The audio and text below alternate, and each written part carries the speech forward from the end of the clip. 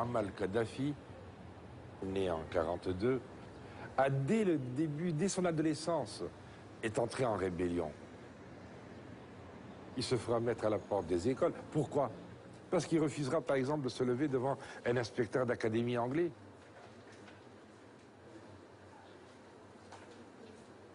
Il va essayer de réunir ses camarades pour commencer à se rebeller ensemble contre le pouvoir établi, la monarchie qui est à la solde de l'étranger. À son arrivée sur la terre africaine, le Duce est accueilli à Tobruk par le maréchal Balbo. Le Duce se rend ensuite à Benghazi. Le lendemain, les plus valeureux guerriers libyens viennent en témoignage de loyalisme offrir à M. Mussolini l'épée de l'islam. «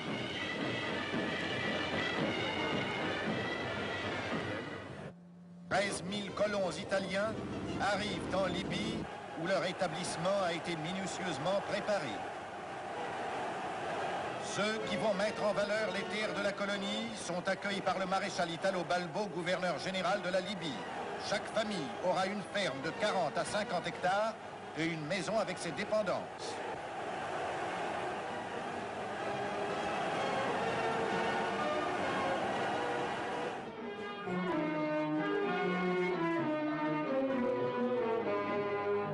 Et lorsque l'indépendance est obtenue, donc le 24 décembre 1951, c'est un pays misérable.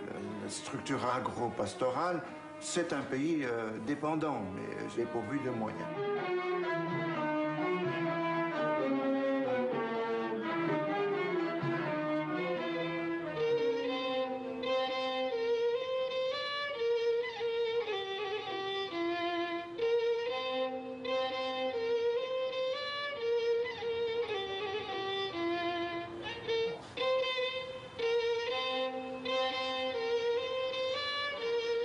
Mais la goutte qui fera déborder le vase, ce sera la guerre de juin 67, israélo-arabe.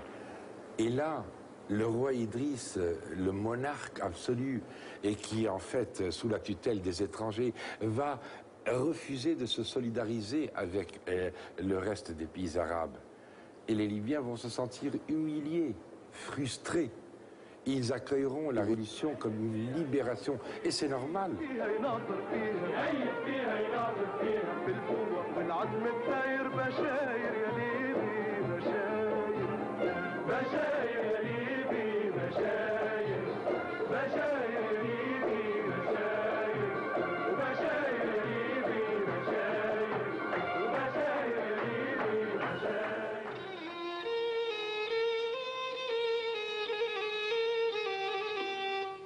Kadhafi, lui, est le véritable enfant de ce désert qui nous entoure. De ce bout du monde, ce 1er septembre 69, le monde arabe découvre un jeune homme de 27 ans. Je ne mélange pas la révolution avec les mouvements de libération à caractère religieux ou racial ou autre.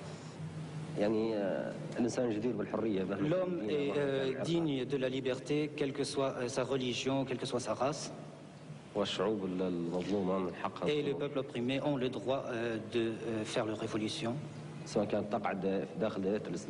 Qu'elle soit dans la terre d'islam ou ailleurs. Est-ce que vous considérez que l'imam Khomeini est un modèle pour l'islam ?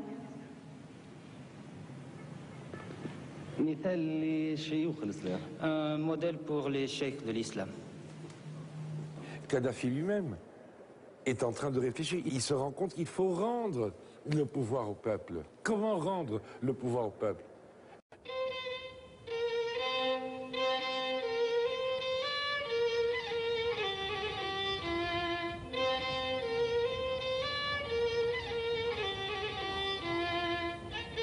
On croit qu'il règne sur la Libye.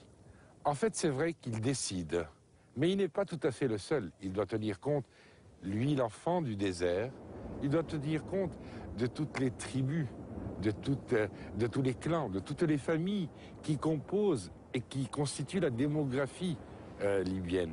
C'est ça le plus important.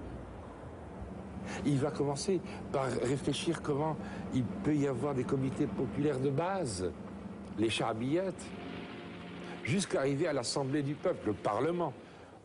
Et à partir de là, il leur dit, il leur répète, prenez des initiatives, le pouvoir c'est vous. Les masses populaires prendront le pouvoir un peu partout et érigeront le pouvoir populaire par le canal des congrès populaires de base et les comités populaires. Même en France, malheureusement, la Jamaïrie a été avortée par 2 fois en France.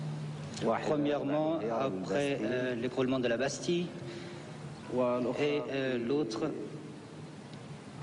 lorsque en 64 ou plutôt en 68, lors de la révolution de 68, la révolution estudiantine, qui a vu naître plusieurs comités un peu partout, mais la révolution populaire a été avortée en France. Mais les peuples seront néanmoins les vainqueurs. Qui peut protester contre qui alors que c'est le peuple qui détient le pouvoir? En Libye, il n'y a pas de gouvernement. Et il n'y a pas de parti au pouvoir ni de parti d'opposition. Le pouvoir est entièrement entre les mains du peuple à travers les congrès populaires de base et les comités populaires. Il n'y a aucun sens à l'opposition dans un contexte où le peuple ne peut s'opposer à lui-même puisqu'il détient lui-même le pouvoir. Aujourd'hui, on ne peut pas dire qu'il y ait une opposition en Libye, non. Installés dans les plus petits villages, les comités révolutionnaires seront donc, bien qu'écoutés, seulement consultés par le guide. Ainsi, pour irriguer le pays, Kadhafi décidera de lancer le projet de grande rivière artificielle pour pomper l'eau enfouie sous les sables depuis des millénaires. Ce gigantesque système d'arrosage coûtera plus de 3 milliards de dollars payés grâce aux revenus du pétrole. La Libye, c'est entre 3 et 5% de terres arables. Aujourd'hui, à Kobao, à quelques mètres des greniers fortifiés de Kobao, là où les paysans entassaient leur huile, leurs céréales et tout ce dont ils avaient besoin pour toute la saison, on comprend réellement ce besoin de sortir de l'eau du centre de la terre. Nous avons aussi encouragé les banques à financer 50% des projets touristiques, en prenant en compte évidemment les conditions de la Banque centrale.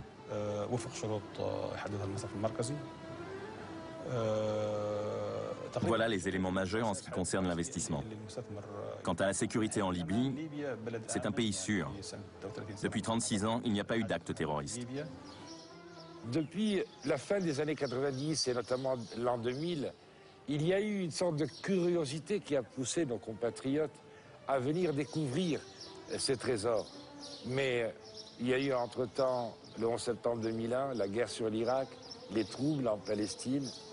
Tout cela a aussi ralenti le flux de ce que peut être le tourisme de demain dans ce pays. Une mamelle économique, mais aussi un énorme vivier de connaissances et de savoir de ce qu'a été notre passé en Méditerranée. La Libye est donc un pays riche en train de devenir encore plus riche. Depuis la levée de l'embargo américain en 2004, l'argent y abonde. Le peuple libyen, cher à Kadhafi, en est-il le premier bénéficiaire? La redistribution se fait selon un processus qui est particulier. C'est-à-dire qu'un certain nombre de produits, jusqu'à présent, ont été subventionnés, dans ce sens où l'État revendait aux citoyens des produits en dessous du prix auquel il l'achetait. C'était une façon de redistribuer la manne pétrolière. Depuis quelques mois, les droits de douane ont été supprimés. Et c'était une façon de dire l'État n'a pas besoin de redevances pour boucler son budget, puisqu'il est à la manne pétrolière. Nous abaissons donc les droits de douane pour permettre aux citoyens d'augmenter son pouvoir d'achat. Le prix de l'essence ici est de 6 centimes le litre. Vous allez faire rêver les Français. C'est vous dire si c'est de la redistribution. Effectivement, ça peut faire rêver en Europe.